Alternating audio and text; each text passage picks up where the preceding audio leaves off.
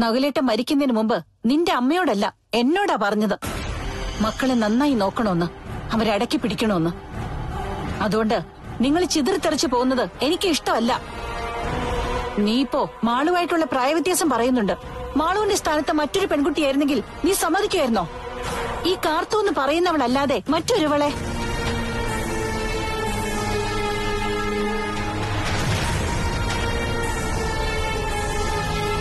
ഒരിക്കലും സമ്മതിക്കില്ല. നിനക്കതിന് കഴിയില്ല. ആദ്യമായിട്ട് സ്നേഹിച്ച പെൺകുട്ടി ഞരമ്പിൽ കയറി പിടിച്ചു. അതൊക്കെ എല്ലാവർക്കും സംഭവിക്കുന്ന തെറ്റാ. അന്ന് ജീവിതം പഠിച്ചവർ, അനുഭവിച്ചറിഞ്ഞവർ അത് തിരുത്തണം. നീ എനിക്കൊപ്പം വാ, അവള് കാത്തു നിൽക്കാം. നിനക്കൊപ്പം ക്ഷേത്രത്തിൽ പോവാനായിട്ട്. നടക്ക്. എന്തിനാ അപ്പച്ചി എന്നെങ്കിലും വിഷമിപ്പിക്കുന്നത്? ആരാടാ? ആരെ വിഷമിപ്പിക്കുന്നത്? ചോദിച്ചത് കേട്ടില്ലേ? ആരാന്ന്?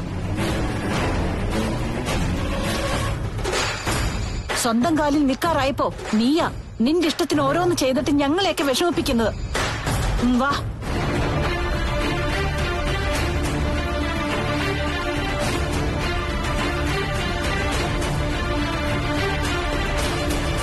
അച്ഛൻ എന്തെങ്കിലും പറഞ്ഞാ നീ അത് ഉടനെ അമ്മയെ അറിയിക്കണം. അച്ഛനല്ലെങ്കിലും അമ്മ പറയുന്നതിനെതിരെ പറയൂ. അങ്ങനെ ശീലിച്ചുപോയി. നമ്മുടെ അമ്മയെ ശരി, ഒരിക്കലും അച്ഛനല്ല.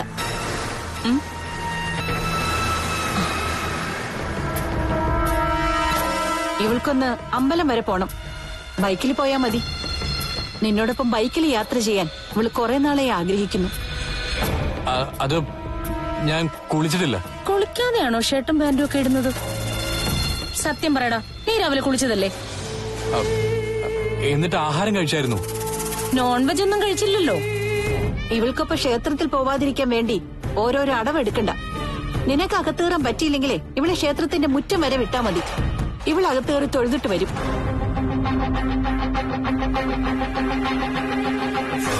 ചെല്ലുമോളെ, നീയും ചെല്ല്. എന്താ നീ ചിന്തിക്കുന്നേ? സ്കൂൾ കുട്ടികളെ പോലെ എന്നോട് സംസാരിക്കുകയും പെരുമാറുകയും ചെയ്യുന്നത് ശരിയല്ല പച്ചി. നീ ഇപ്പോഴും എനിക്ക് സ്കൂൾ കുട്ടി തന്നെയാ. അതുകൊണ്ട് ഞാൻ പറയുന്ന അനുസരിക്കണം. പോയിട്ട് വാ.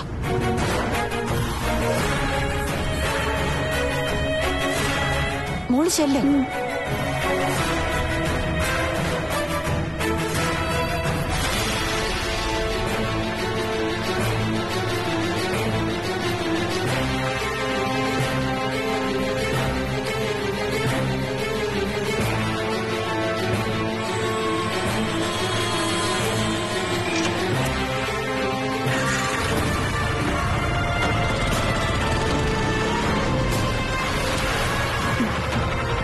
കേറുമോളെ.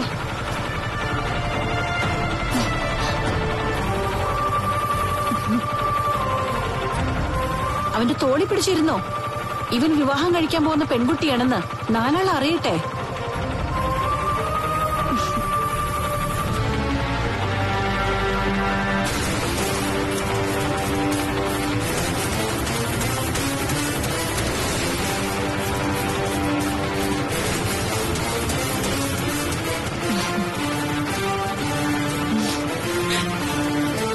പോയിട്ട് വാ മോളെ.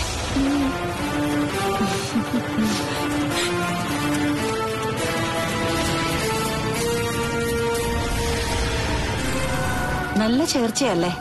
അതെ അതെ, പക്ഷെ അവനാ തോന്നലില്ലല്ലോ. അവന്റെ തോന്നലൊക്കെ മാറിക്കോളും. അതിനാ ഞാൻ ശ്രമിച്ചുകൊണ്ടിരിക്കുന്നത്. അമ്മേ, അമ്മ ഇടയ്ക്കൊക്കെ അവന്റെ ജോലി സ്ഥലത്തേക്ക് പോണമായിരുന്നു നേരത്തെ. ഇപ്പൊ മാസങ്ങളായല്ലോ അവൻ ട്രാൻസ്ഫർ ആയി പോയിട്ട്. അതിനിടയിൽ വെച്ച് അവളുമായിട്ട് അടുത്തതാ. അതൊരു പരിധിക്കും അപ്പുറത്തോട്ട് പോയി. ഇപ്പൊ മറക്കാൻ പറ്റുന്നില്ല.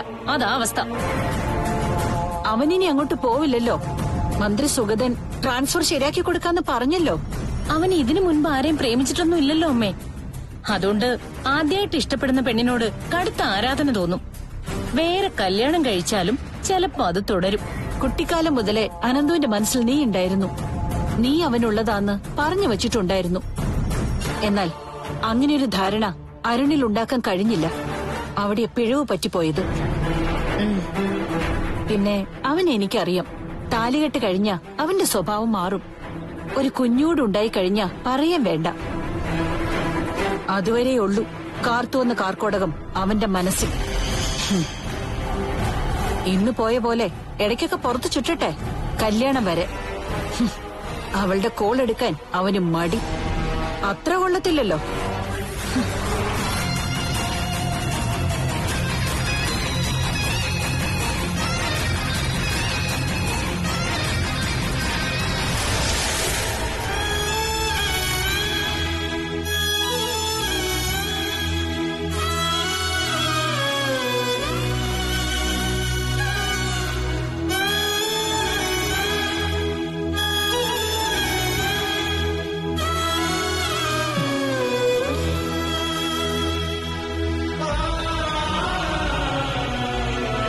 മോളുടെ സങ്കടം എനിക്കറിയാം.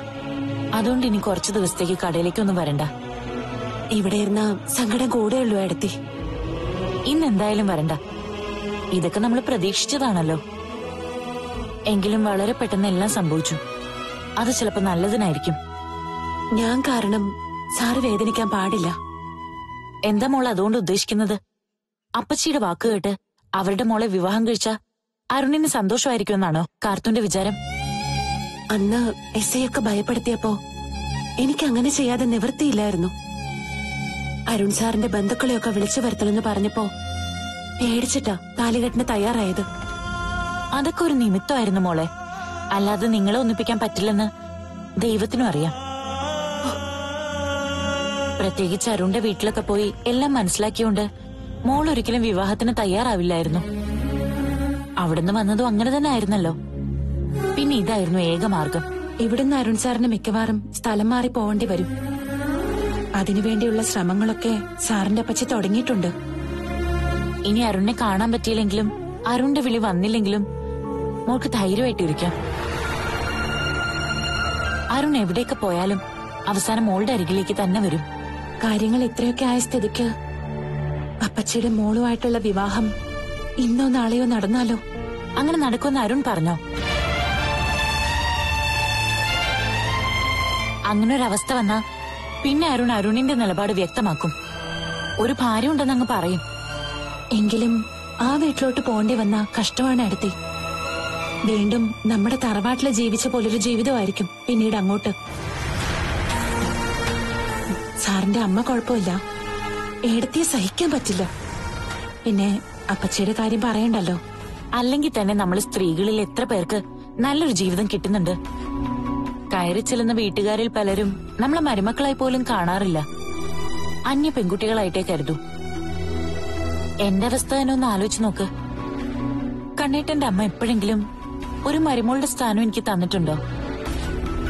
പിന്നെ കൂട്ടിക്കൊണ്ടുപോകുന്ന പുരുഷൻ നല്ലൊരാളാണെങ്കിലേ അധികം പേടിക്കാനൊന്നുമില്ല. ഇവിടെ കണ്ണേട്ടനെ പോലെ തന്നെ അരുണും. അതുകൊണ്ട് മോക്ക് ഇനിയുള്ള കാലം മുഴുവൻ ഒരു തണലുണ്ടാവും. അതിനേക്കാളും മെച്ചപ്പെട്ട ഒരാള് ഇനി മോളെ തേടി വരാൻ പോകുന്നില്ല. അല്ലെങ്കിൽ തന്നെ സാറിന്റെ താലി കഴുത്തിലിട്ടോണ്ട് ഇനി മറ്റൊരാൾക്കൊപ്പം എനിക്ക് ജീവിക്കാൻ പറ്റില്ല. ആണല്ലോ. അപ്പോ അരുൺ മോളോട് എന്ത് പറയുന്നു അത് കേൾക്കണം. നിങ്ങൾ ഒന്നിച്ച് ജീവിക്കാൻ പ്രതിസന്ധികൾ ഒരുപാടുണ്ട്. അതൊക്കെ മനസ്സിലാക്കി തന്നെ മുന്നോട്ട് പോണം. ഏതായാലും ഇന്ന് ഞാൻ കടയിലോട്ട് വരുന്നില്ല. അപ്പോ എനിക്ക് കണ്ണേട്ടിനെ പോയെന്ന് കാണുകയും ചെയ്യാലോ. കണ്ണേട്ടിനെ കാണുമ്പോ ഇങ്ങനെയുള്ള കാര്യങ്ങൾ അധികമൊന്നും പറയാത്തതാ നല്ലത്. എങ്കിലും ഒന്ന് സൂചിപ്പിക്കണം. കണ്ണേട്ടന്റെ അഭിപ്രായം കൂടി അറിയുമല്ലോ. ഈ ഒളിച്ചുകൾ തന്നെ കണ്ണേട്ടിനെ ഇഷ്ടപ്പെടുന്നില്ല മോളെ. ഏട്ടനിവിടെ ഉണ്ടായിരുന്നെങ്കിൽ നേരെ അപ്പച്ചിയെ പോയി കണ്ടേനെ. എന്നിട്ട് രണ്ടിലൊന്ന് തീരുമാനിച്ചേനെ. ഉടനെ അത് വേണോ എടുത്തി. ഇങ്ങനെ ആദ്യ കയറി ജീവിക്കാൻ എനിക്ക് പറ്റില്ല. ഇതിന്റെ എല്ലാ അവസാനം മോൾക്ക് നല്ലൊരു ജീവിതം കിട്ടും. കണ്ണേട്ടിനും ഞാനൊക്കെ വരുമ്പോ അരുണിന്റെ ഒപ്പം പുഞ്ചിരിയോടെ നിൽക്കുന്ന മോളെ ഞങ്ങൾക്ക് കാണാൻ കഴിയും. അത് ചേർത്തെടുത്ത ദേവിയുടെ അനുഗ്രഹമാ. ദേവിയാ നിങ്ങൾ ഒന്നിപ്പിച്ചത്. അതുകൊണ്ട് ഇനി ആ ദേവി തന്നെ വീണ്ടും നിങ്ങളെ കൂട്ടി യോജിപ്പിച്ചോളും.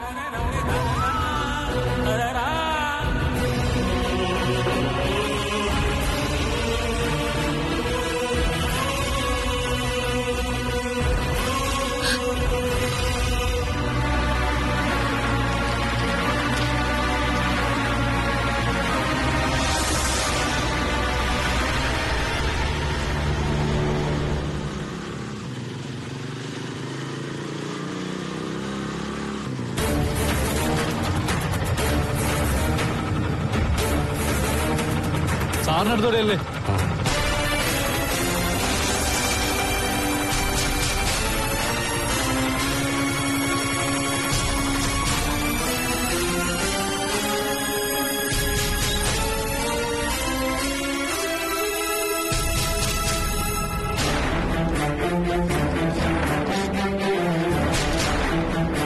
മേലെ ഹെൽമെറ്റ് ഇല്ലാതെ വണ്ടി ഓടിക്കരുത്. ഹെൽമെറ്റ് ഒന്നും ഇല്ലാതെയാണോ വണ്ടി ഓടിക്കുന്നത്? നമ്മളവിടെ വെച്ചോ പരിചയമുണ്ടല്ലോ.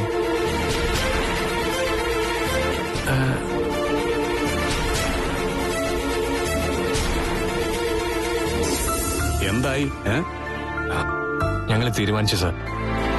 താലി കെട്ടേണ്ട ദിവസം നാളെ. ഒന്നിച്ച് ജീവിക്കേണ്ടതെന്നാണെന്നുള്ളത് തീരുമാനിച്ചിട്ടില്ല. താലി കെട്ട് കഴിഞ്ഞാ അതിനൊക്കെ തീരുമാനമായിക്കോളൂ. താലി കെട്ടും വരെ പ്രേമം, അത് കഴിഞ്ഞ് ഒന്നിച്ചൊരു ജീവിതം, അതോടെ ത്രില്ല് തീർന്നു. ഇവിടെ അതിലും മുകളിലാണ് നിങ്ങൾ ചിന്തിച്ചത്. ആദ്യം പ്രേമം, പിന്നെ താലികെട്ട്.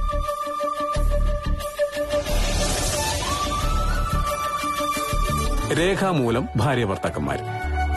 എന്നിട്ടും ഒന്നിച്ച് ജീവിക്കാൻ കഴിയാതെ വീണ്ടും പ്രേമിക്കും. ആ ഓർമ്മകളുണ്ടല്ലോ, വാർദ്ധക്യത്തിലും നമ്മുടെ മനസ്സിൽ അതേപടി തന്നെ കിടക്കും. ഇപ്പൊ പിടികിട്ടി. മനസ്സിലായി മനസ്സിലായി മനസ്സിലായി.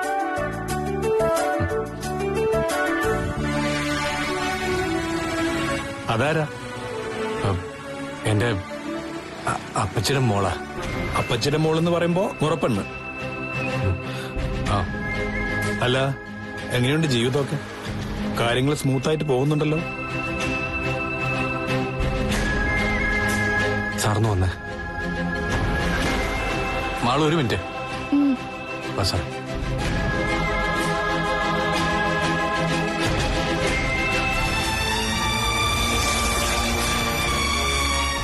എന്താ സാറേ, ഇതുവരെ ഞങ്ങളുടെ കല്യാണം കഴിഞ്ഞ കാര്യം വീട്ടിൽ അറിഞ്ഞിട്ടില്ല. ഇതുവരെ അറിഞ്ഞില്ലേ? എന്താ സാറ്? കുറച്ച് പ്രശ്നമുണ്ട്. ഞാൻ ഇടപെടണോ? ചിലപ്പോ വേണ്ടി വരും. അപ്പച്ചിരെ മോളെ കെട്ടാൻ സമ്മർദ്ദമുണ്ടോ? അല്ല, നിങ്ങൾ രണ്ടുപേരും ഒന്നിച്ചു വന്നോണ്ട് ചോദിച്ചതാ. അങ്ങനെയാണെങ്കിൽ എന്റെ സ്വഭാവം മാറും. അറിയാലോ, കാർത്തിക എന്ന കൊച്ചിനെ ഒരുപാട് നിർബന്ധിച്ചിട്ടാ അവൾ താലി കെട്ടാൻ നിന്ന് തന്നത്. അതൊക്കെ എനിക്കറിയാം സർ. ഞങ്ങൾ തമ്മിൽ ഒന്നിച്ച് ജീവിക്കാൻ കുറച്ച് തടസ്സങ്ങളുണ്ട്. ഓരോരുത്തരും സംഭവങ്ങൾ അറിയിച്ചു വരിക. അത് കഴിഞ്ഞ് എല്ലാ അർത്ഥത്തിലും കാർത്തുവിന്റെ ഭാര്യയാകും. പാവപ്പെട്ട കൊച്ചാ, അതിനെ കരയിക്കരുത്. അയാള് രക്ഷപ്പെടണമെന്ന് ആഗ്രഹം ഉള്ളതുകൊണ്ടല്ലേ സാറേ അന്ന് ഞാൻ അത്രയ്ക്ക് സാഹസം കാണിച്ചത്. അപ്പൊ നിങ്ങൾ ഒരു വീട്ടിലല്ല താമസം? അല്ല, മിക്കവാറും ഉടനെ കാര്യങ്ങൾ സ്മൂത്തായിട്ട് വരും. പെട്ടെന്ന് സ്മൂത്താക്കിക്കൊള്ളണം. നമ്മളെ വിശ്വസിച്ചു വന്ന പെൺകുട്ടിയെ കണ്ണു നിറഞ്ഞ അത് ഞാൻ സഹിക്കത്തില്ല. ഞങ്ങൾ ഒന്നിച്ച് താമസിച്ച് തുടങ്ങിക്കഴിഞ്ഞാൽ സാറിനെ കാണാൻ വരും. സാറിനൊരു പാർട്ടിയും തരും. ആയിക്കോട്ടെ ആയിക്കോട്ടെ. ഹെൽമറ്റ് വെക്കാത്തതിന് ഫൈൻ എന്തെങ്കിലും? തൽക്കാലം ഫൈൻ അടിക്കുന്നില്ല. എന്നാ കാർത്തൂനെ കളഞ്ഞ ഫൈനോട് ഫൈനായിരിക്കും.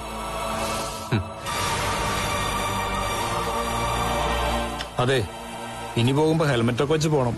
ഉത്തരവാദിത്തപ്പെട്ട ഒരു നിയമം തെറ്റിച്ചാലേ ചാർജ് ഇരട്ടിയാ. ചെല്ല്.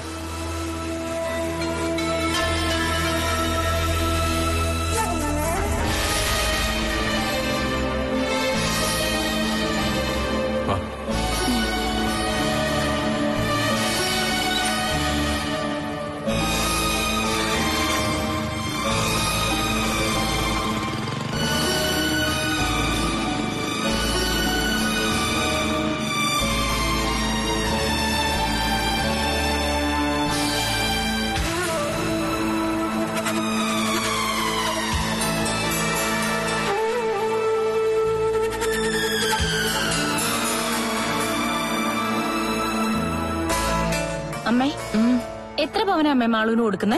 നിന്നേക്കാളും ഒരു 10-15 പവൻ കൂടുതൽ കൊടുക്കും. എന്താ? അല്ല, എന്നെ അനന്തൂട്ടം കല്യാണം കഴിക്കുമ്പോ സ്വർണത്തിനൊരു 10-20,000 രൂപയെ വില ഉണ്ടായിരുന്നുള്ളൂ.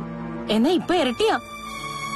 അതിന്റെ കൂടെ 15 പവൻ കൂടി കൂടുതൽ കൊടുക്കുന്നുണ്ടെങ്കിലേ അതവളുടെ ഭാഗ്യോ.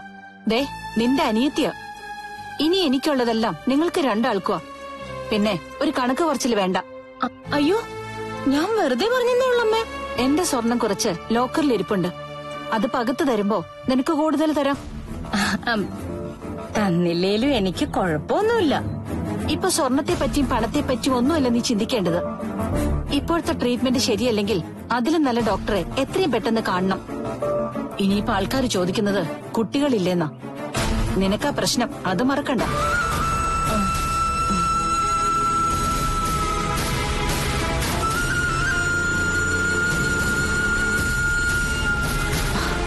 ആ, രണ്ടാളും വരുന്നുണ്ട്.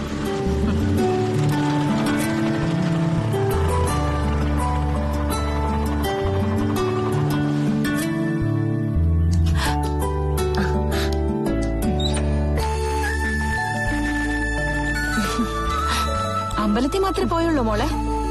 ഞാൻ പറഞ്ഞതാ ഏതെങ്കിലും ഹോട്ടലിൽ കയറി ഒന്നിച്ചിരുന്ന് ഭക്ഷണം കഴിക്കാന്ന്, എന്നിട്ട് കേട്ടില്ല. അതെന്താടാ, നിന്റെ കയ്യിൽ പൈസ ഇല്ലായിരുന്നു ഭക്ഷണം കഴിക്കാൻ? രാവിലെ ആഹാരം കഴിച്ചോണ്ട് കഴിക്കാൻ തോന്നില്ല.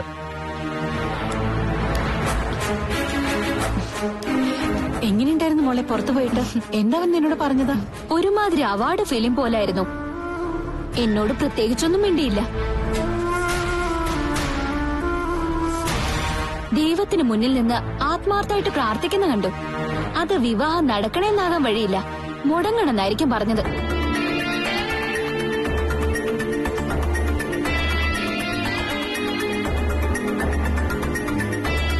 ആ അമ്മേ, അതിനിടയ്ക്കൊരു സംഭവം ഉണ്ടായി. വഴിയരികില് പോലീസ് ചെക്കിംഗ് ഉണ്ടായിരുന്നു. എസ്ഐ കണ്ടപ്പോ അരുണേട്ടൻ നന്നായി പരിങ്ങി. അങ്ങേരെന്തോ ചോദിക്കാൻ വന്നപ്പോ പെട്ടെന്ന് മാറ്റി നിർത്തി സംസാരിക്കുന്നത് കണ്ടു.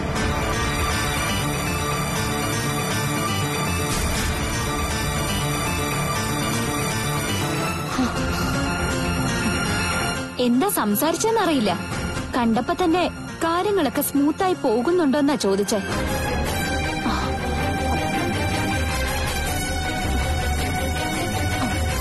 എന്തായാലും ആ നേരത്ത് അരുണേട്ടൻ നന്നായിട്ട് ഭയക്കുന്നുണ്ടായിരുന്നു.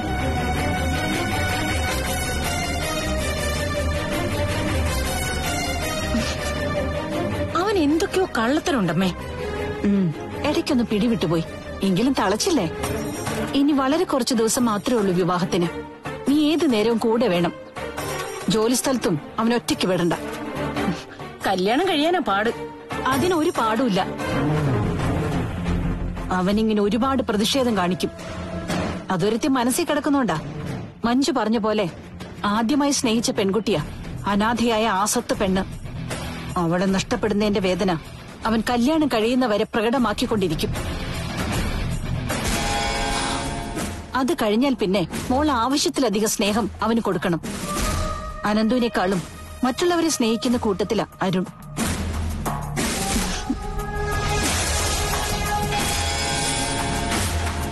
അതുകൊണ്ട് സ്നേഹം കൊണ്ട് തന്നെ അവനെ കീഴ്പ്പെടുത്തണം. പിന്നെ കാർത്തൂന് ഒരിക്കലും അവൻ ഓർക്കരുത്. അതൊക്കെ നിന്റെ കയ്യിലായിനി. അതുപോലെ പുറത്തുനിന്ന് ഫുഡ് കഴിക്കാൻ താല്പര്യമില്ലാത്തവനാരും എവിടെ പോയാലും വീട്ടിൽ വന്നേ ആഹാരം കഴിക്കുള്ളൂ. അത് മനസ്സിലാക്കിയിട്ട് അവന് വച്ച് വിളമ്പി കൊടുക്കാൻ നീ പഠിക്കണം. അത്യാവശ്യം പാചകമൊക്കെ അവനറിയാം. അതുകൊണ്ട് അവൻ ഇവൾക്ക് വച്ച് വിളമ്പണോ? അല്ല, രണ്ടാളും കൂടി സഹകരിച്ച് മുന്നോട്ട് പോകാനാ ഞാൻ പറഞ്ഞത്. ഈ പറയുന്ന ചേച്ചി സഹകരിക്കുന്നുണ്ടോ? ഇവിടെ അമ്മായി ഉണ്ടല്ലോ. ഞാൻ വരുമ്പോ പിന്നെ അമ്മ ഇവിടുന്ന് പോകുമോ? അതല്ല മോളെ, അവനുമായി ജോലി സ്ഥലത്തേക്ക് പോകുമ്പോഴുള്ള കാര്യമാണ് ഞാൻ പറഞ്ഞത്.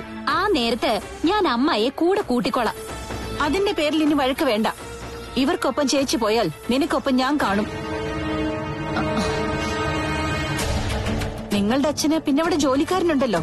അതുകൊണ്ട് കാര്യങ്ങളൊക്കെ നമ്മൾ വിചാരിക്കുന്ന പോലെ തന്നെ മുന്നോട്ട് പോയിക്കൊള്ളൂ.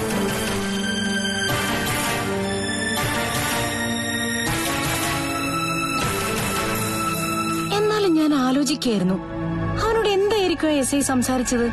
ഇവിടെ വരുന്നത് വരെ എന്റെ ചിന്തയും അത് തന്നെയായിരുന്നു ചേച്ചി.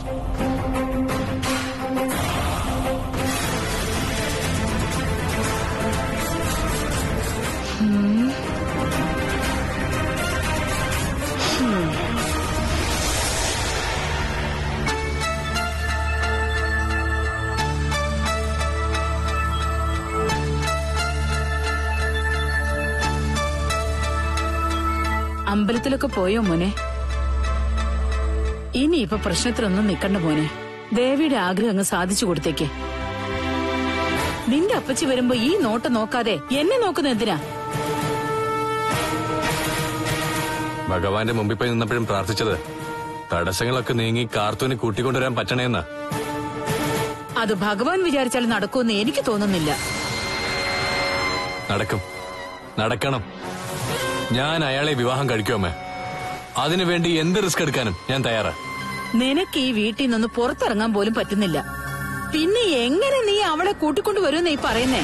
അപ്പച്ചിയുടെ സമാധാനത്തിന് വേണ്ടി ഞാൻ ഇതിനകത്ത് ഇരിക്കുക. സമയാവുമ്പോ ഞാൻ എന്തെങ്കിലുമൊക്കെ ചെയ്തെന്ന് വരും. നിനക്ക് അവളെ ആരും അറിയാതെ വിവാഹം കഴിക്കാം. എന്നിട്ട് ഇവിടേക്ക് വരാതെ ഒന്നിച്ച് താമസിക്കുകയും ചെയ്യാം. നല്ലൊരു ജോലിയുള്ളത് കൊണ്ട് അതിന് നിനക്ക് ബുദ്ധിമുട്ടുമില്ല. എന്നാ അവിടെ കൊണ്ട് അറ്റുപോകുന്നത് അപ്പച്ചിയുമായിട്ടുള്ള ബന്ധമാ. പിന്നെ എന്നോട് പോലും ദേവം മിണ്ടാനോ പറയാനോ വരില്ല. അവളുടെ ശാപം പിടിച്ചു വാങ്ങിയിട്ട് നിങ്ങൾ ഒന്നിച്ചാൽ ആ ജീവിതം ജീവിച്ചു തീർക്കാൻ ബുദ്ധിമുട്ടായിരിക്കും മോനെ. അമ്മ ഇവിടെ ഒരു പൂജാമുറി ഉണ്ട്. അമ്മ തൂത്തു തുടച്ച് നിലവിളക്ക് കൊളുത്തിക്കഴിഞ്ഞാ ഏട്ടത്തി വന്ന് തൊഴും. അതും തോന്നിയാ മാത്രം. എന്നാ അതുപോലെയല്ല കാർത്തു. അയാൾ ഇവിടെ വന്നാ പിന്നെ അമ്മ പ്രാർത്ഥിക്കാൻ വേണ്ടി മാത്രം അതിനകത്ത് കയറിയാ മതി. അത്രയൊക്കെ പ്രാർത്ഥിച്ചിട്ട് പിന്നെ എന്താടാ അവള് തറവാട്ടിൽ നിന്ന് പുറത്തു പോയത്? അവളുടെ ഏട്ടൻ ജയിലിലായത് എങ്ങനാ? എന്റെ പൊന്നമ്മ, ഇതിനൊക്കെ കാരണം ഞാൻ പറഞ്ഞ് മനസ്സിലാക്കി തന്നതാ. അമ്മ വെറുതെ അപ്പച്ചയെ ഭയന്നിട്ട് എന്നെ ഉപദേശിച്ച് മാറ്റിയെടുക്കാൻ നോക്കണ്ട. എനിക്കിനി കാർത്തൂനെ വിട്ടുകളയാൻ പറ്റില്ല. ഞങ്ങളുടെ ബന്ധം അത്രയ്ക്ക് വളർന്നു കഴിഞ്ഞു. എന്നുവെച്ചാ